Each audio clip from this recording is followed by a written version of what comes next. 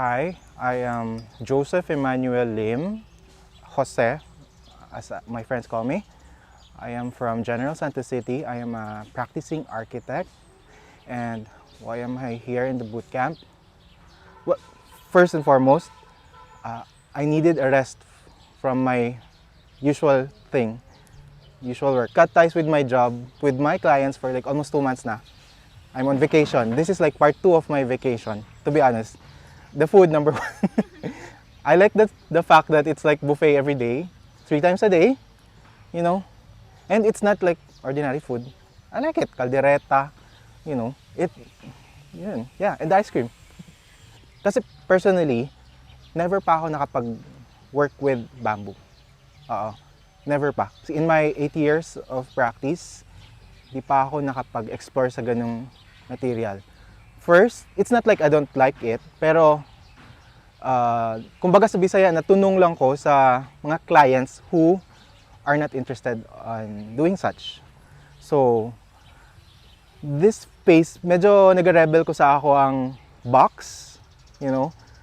Yun nga, I took a break from work and part of it is I want to learn, explore other options.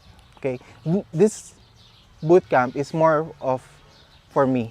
Okay, I'll practicing ko muna for myself, for my own project, sa family namin. Then, maybe if I could sell it, sa furniture, dito talaga sa production. Kasi this is what I'm after. This is what I'm after eh. Particularly, the mga connections, kasi medyo nasa construction field ako, pero medyo skeptic ako eh. So gusto ko ako mismo, may alam ako, kahit basic lang. Parang may it's especially when the, you know, nasa hands-on na kami, the interest on bamboo is like, it's starting to seed on me eh.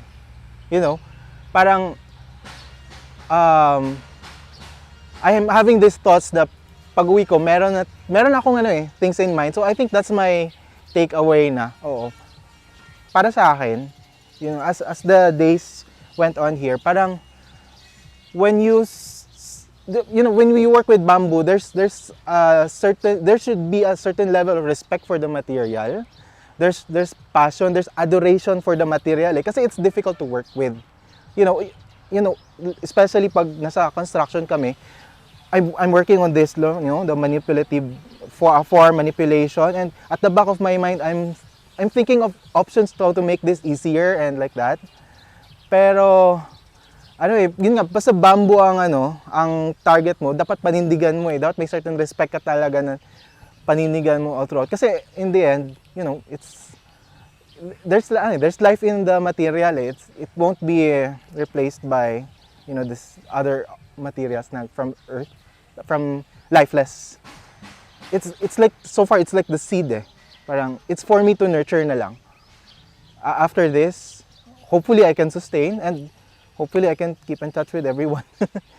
It triggered the interest on a certain material na di ko pa na-i-explore.